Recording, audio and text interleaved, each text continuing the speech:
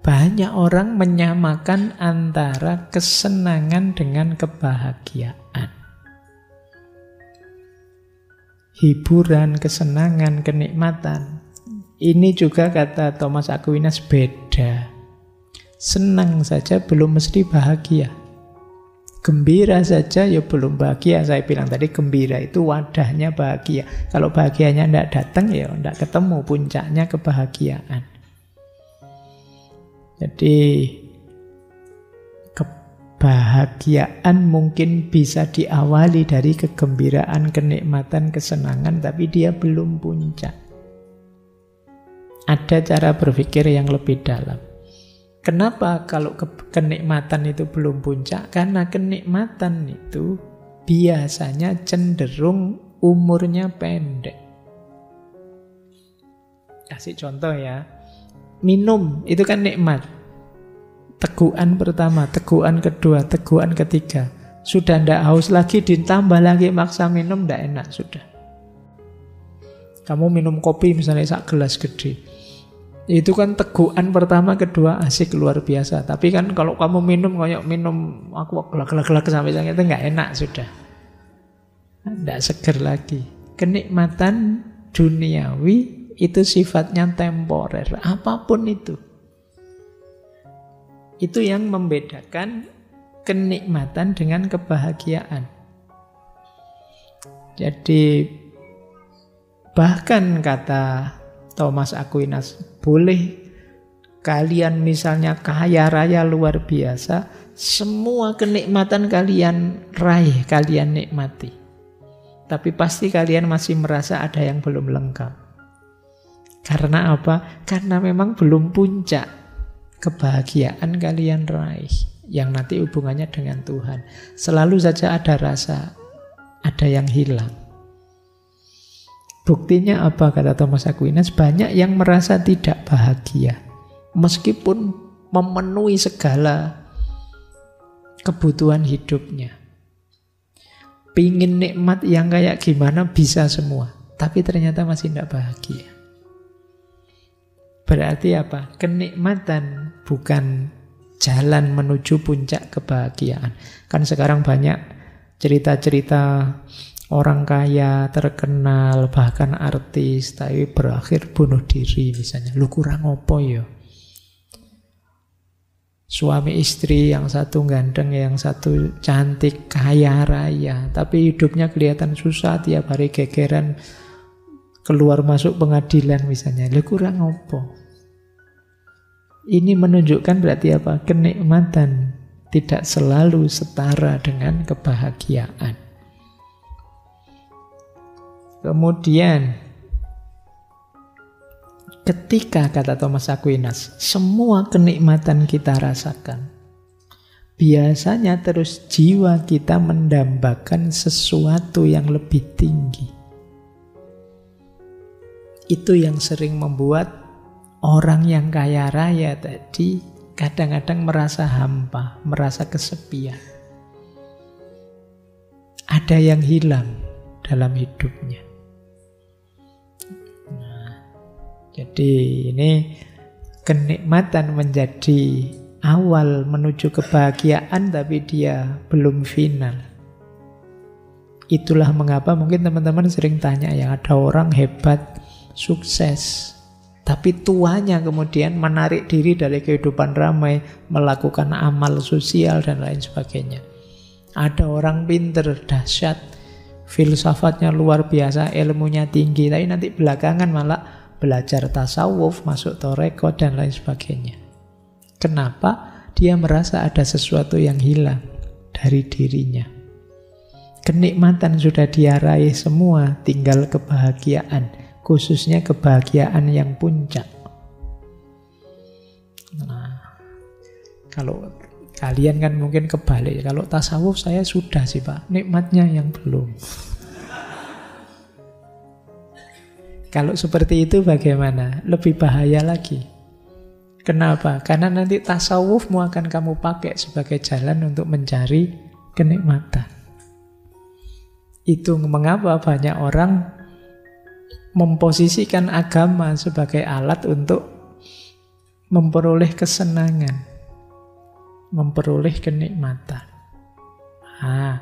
Jadi yo hidup ini step by step saja. Yo memang kita perlu kenikmatan, tapi harus diimbangi dalam aspek kebahagiaan. Kalian harus lebih hati-hati mengelola ini ya.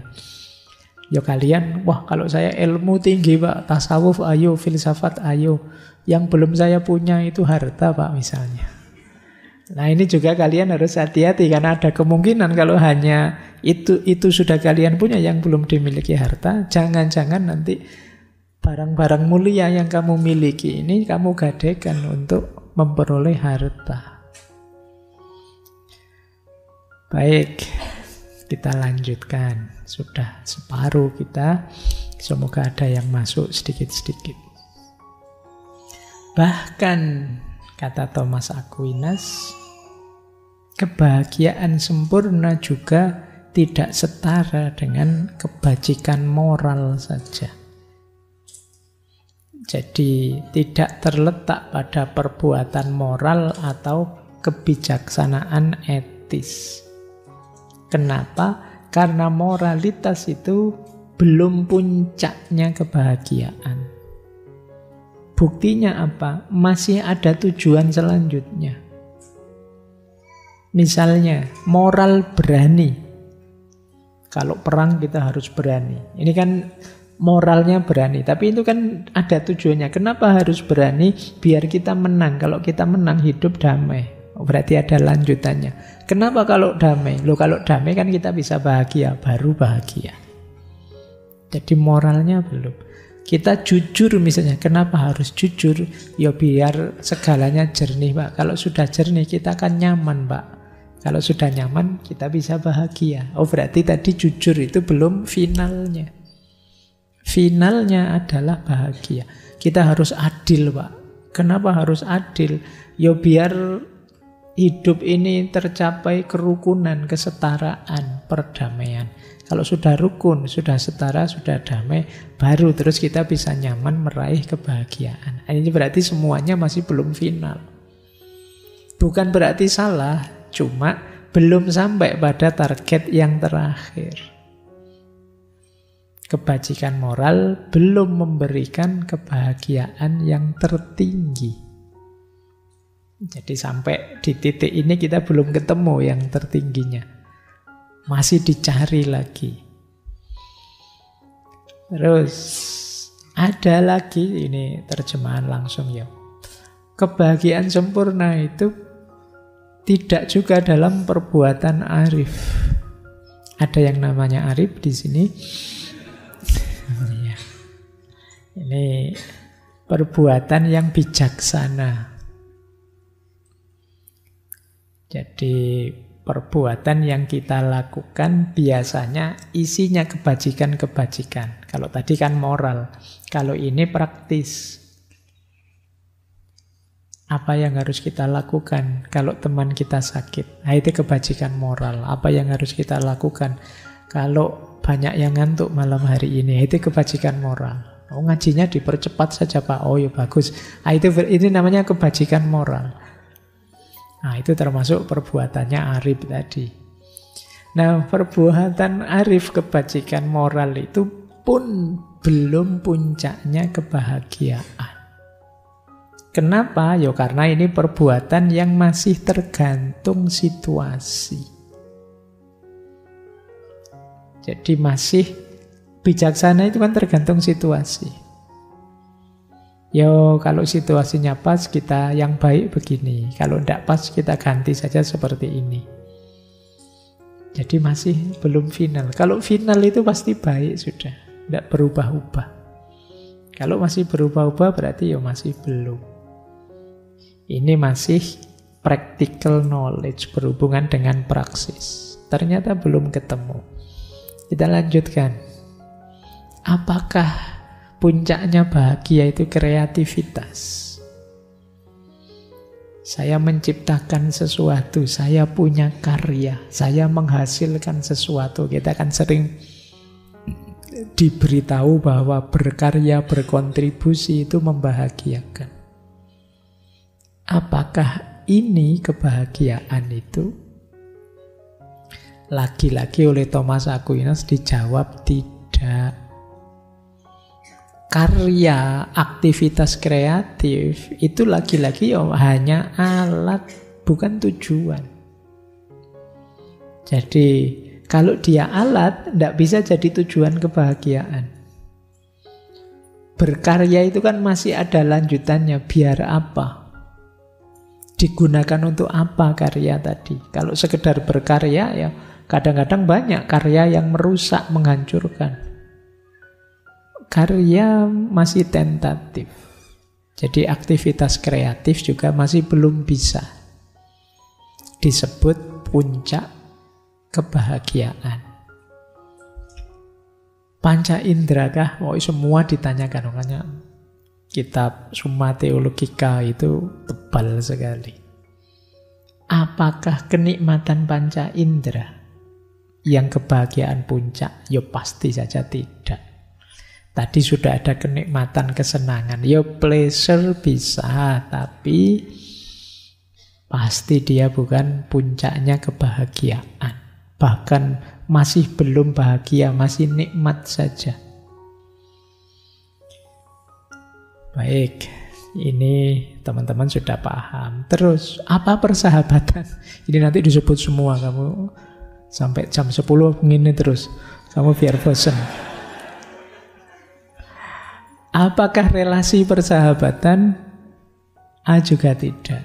Sahabat kita butuhkan sih untuk meraih kebahagiaan sempurna, tapi sahabat tidak menentukan kita sampai pada kesempurnaan kebahagiaan. Jadi persahabatan juga bukan. Nah, tidak usah khawatir. Sekarang kita masuk ke kebahagiaan yang sempurna. Apa sih kebahagiaan yang sempurna, yang tertinggi? Kok tadi semuanya ditolak? Menurut Thomas Aquinas, kebahagiaan sempurna itu visio beatifica. Ini kalau diterjemahkan letterlek, penglihatan, vision yang penuh kebahagiaan. Jadi istilahnya menarik, beliau pakai vision. Makanya tadi saya setarakan, mungkin ini setara kalau dalam tasawuf, puncaknya makom namanya ma'rifat. Vision itu penglihatan. Tapi penglihatan di sini bukan penglihatan dengan mata. Jadi beda. Penglihatannya dengan intelek. Intelek itu perangkat intelijensi manusia yang mampu menangkap pengetahuan. Jadi apa sih visio beatifica itu?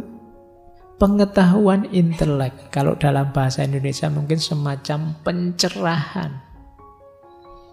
Tercerahkannya kita karena dalam pikiran kita hadir pengetahuan-pengetahuan langsung tentang Tuhan. Ini visio beatifica. Pengalaman visio beatifica ini menurut Thomas Aquinas akan menghadirkan kebahagiaan yang sempurna. Karena di situ intelek manusia dengan substansi ketuhanan bertemu. Yang namanya bahagia itu kan sesuatu yang memuaskan kita. Puncaknya kepuasan yaitu. Kalau kita mengalami visio beatifica, memahami hakikatnya Allah sampai ke level esensi, hidup ini jadi sangat ringan, sangat membahagiakan. Sederhananya begini, kalau kita tanya ya, apa sih yang membuat teman-teman menganggap hidup ini berat? Kurang uang, kuliah tidak lulus-lulus, pacar nggak dapet-dapet, bapak ibu kos galak, atau apa saja. Banyak sekali mungkin beban hidupmu. Tapi begitu kesadaranmu naik level pada kesadaran ilahiyah, semua itu akan jadi seperti setetes air di tengah samudera. Tidak ada artinya.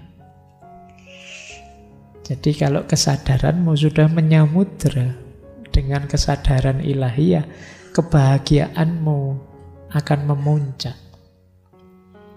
Pak, tapi kok rasanya sulit ditangkap ya Pak? Karena kalian belum ngalami.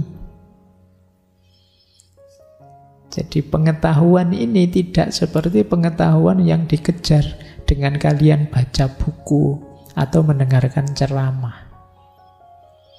Makanya istilahnya vision. Vision itu pengetahuan yang fisik. Kalau dalam epistemologi Islam ada istilah huduri. Imam Ghazali menyebutnya laduni. Pengetahuan yang hadir langsung dalam diri kita, yang itu anugerahnya Tuhan, sehingga kita kenal dia secara hakiki.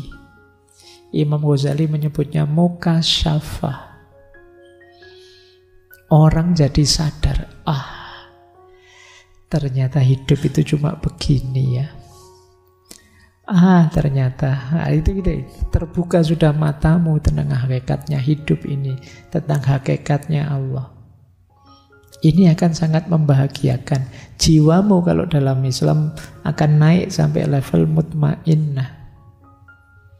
Tidak ada lagi yang bisa menggelisahkanmu, tidak ada lagi yang bisa menggalaukanmu, pengalaman apapun, karena kamu sudah paham hakikatnya hidup ini, yang diawali dari kefahamanmu tentang Allah. Begitu kamu sadar Allah dengan segala macam sifat-sifatnya, segala macam yang dilakukan Allah untuk kita, hubungan kita dengan Allah, kita akan langsung nyaman. Apa sih yang menggelisahkanku selama ini? Hanya masalah-masalah kecil, itu tidak berarti. Ada yang lebih hakiki. Itulah yang disebut visio beatifika. Penglihatan penuh kebahagiaan.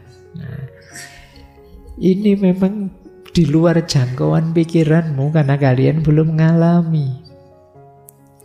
Nah, Thomas Aquinas dalam riwayat hidup beliau beberapa kali mengalami ini sehingga merasa sampai beliau nanti disebut orang suci.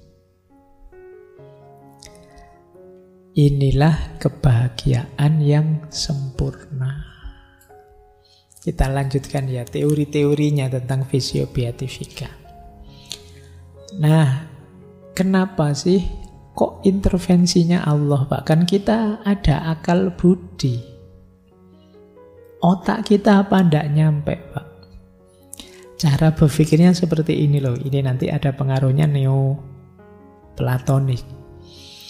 Jadi misalnya, iya sih kita punya mata, kemudian melihat sekeliling. Tapi apa kita bisa melihat sekeliling tanpa hadirnya cahaya? Sesehat apapun mata kita, lampunya mati, tidak ada matahari, selesai. Kita tidak bisa lihat apa-apa. Jadi pandangan kita ya jadi gelap. Loh, mata kita yang sehat tadi sama seperti akal yang sehat. Kalau tidak ada pencerahan cahaya dari Allah, ya kita tidak akan mengalami visio beatifika tadi. Itulah mengapa limpahan cahaya, pencerahan cahaya dari Allah dalam akal budi kita, orang menyebutnya iluminasi. Iluminasi itu pencahayaan. Berarti kita dicahayai pikiran kita sehingga terang. Ketika terang, bisa berpikir jernih. Seperti mata, ketika dicahayai ruangan yang semula gelap, lampu dinyalakan, baru kita bisa melihat. Tanpa ada terang, tanpa ada cahaya dari Allah, intelek tidak bisa memahami atau melihat Allah. Padahal inilah kebahagiaan yang tertinggi. Nah, penglihatan semacam ini akan sangat membahagiakan.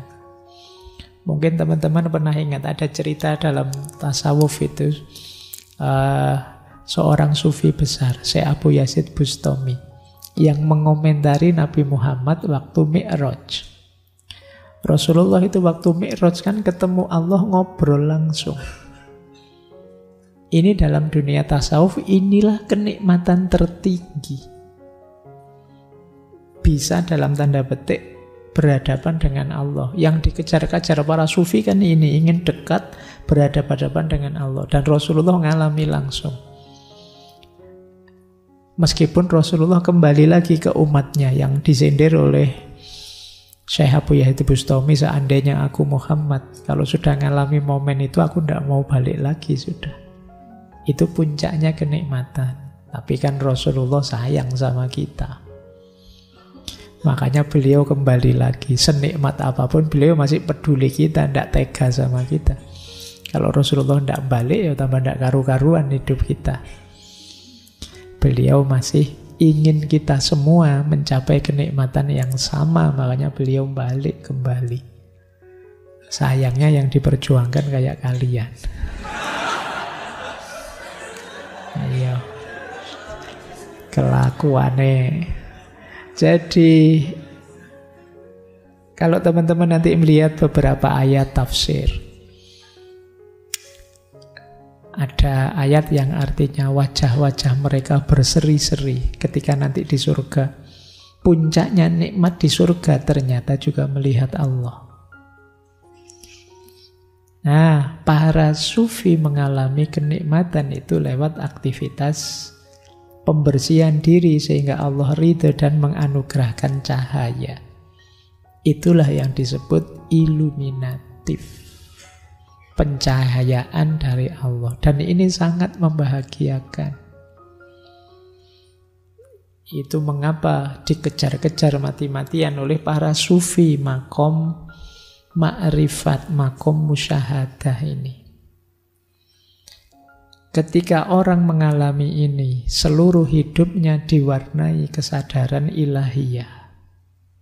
Kesadaran hadirnya Allah, kasih sayangnya Allah. Dia sudah tidak ingin lagi apa-apa selain Allah saja. Karena sudah merasakan indahnya Allah. Nah, mungkin dulu pernah saya ceritakan, kalau saya tidak lupa ya. Ada seorang sufi, namanya, kalau tidak salah namanya Hafid. Beliau ini hanya tukang penunggu toko roti. Satu ketika ada anaknya bangsawan beli roti ke tempatnya. Perempuan dan cantiknya luar biasa. Wah, yo Hafid ini kan yo anak muda ABG normal. Ketemu pembeli secantik itu, dia langsung jatuh cinta. Terbayang-bayang terus wajahnya. Cuma dia ya tahu diri, siapa aku, siapa dia. Dia anaknya bangsawan pembesar, saya hanya tukang roti. Itu misalnya nekat ya hasilnya benjol-benjol mesti. Nah, tapi dia tidak bisa lupa, wong sudah terlanjur jatuh cinta. Akhirnya apa? Dia menemui ulama besar, seorang ulama pada zaman itu. Dia mengadu pada ulama ini, wahai Syekh, saya itu jatuh cinta, terbayang-bayang terus, tidak bisa hidup kalau tanpa dia. Ah, beneran ini kamu serius? Serius saya sudah mati-matian ini. Akhirnya oleh saya, ya sudah, kamu saya kasih ijazah ya. Ijazah, jangan dibayangkan ijazah kayak di kampus-kampus itu. Jadi dia dikasih amalan, amalkan doa ini, pokoknya amal ibadah ini setiap malam selama 40 hari berturut-turut. Nanti di malam ke-40 ada malaikat yang datang padamu. Ketika malaikat ini datang, kamu sampaikan kepentinganmu apa, nanti akan dibantu oleh dia. Wah, Hafid ini karena saking jatuh cintanya mengamalkan itu. Saya tidak bilang amalannya apa ya, bahaya kalau kalian tahu. Jadi, ya wis tidak percaya sama kalian saya.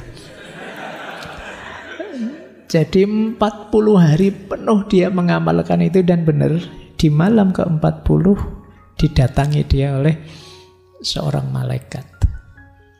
Yang malaikatnya itu tanya, wahai Hafid, Allah meridhoi kesungguhanmu melakukan wirid, melakukan ibadah malam hari. Apa yang kamu minta? Hafid ini begitu melihat malaikat tadi, betapa indahnya malaikat tadi dalam pandangannya Hafid. Di pikirannya Hafid, kalau utusannya saja seindah ini, apalagi yang mengutus. Wah, saking terpesonanya oleh malaikat tadi, Hafid terus bilang, saya ingin Allah saja. Nah, ya sudah, karena dia mintanya Allah, oleh malaikat dijawab, oke, kalau begitu besok kamu temui seorang ulama namanya Syekh At-Tor. Kamu temui beliau, berguru pada beliau, kamu akan dapat Allah. Ya, dan beneran besok paginya beliau ketemu Syekh At-Tor dan diangkat jadi murid. Pada akhirnya dia jadi sufi besar. Yo, terkenalnya dengan Hafid. Nanti banyak puisi-puisinya, banyak syair-syairnya yang sampai hari ini mungkin sering kalian baca. Nah, indahnya melihat malaikatnya saja sudah mengalami ekstase, merasakan puncak kenikmatan, apalagi ketemu langsung, berhadapan dengan Allahnya, mendapat vision, pencerahan langsung dari Allah. Itu pasti jauh lebih membahagiakan. Itu gambarannya vision beatifica tadi, yang disebut oleh Thomas Aquinas. Sayangnya kita yang belum mengalami belum bisa menggambarkan sejauh apa kebahagiaan puncak itu. Oke ya, yo pelan-pelan siapa tahu nanti Allah ridho bantu kita untuk bisa mengenali dia. Ada cahaya serba sedikit yang dipancarkan pada kita.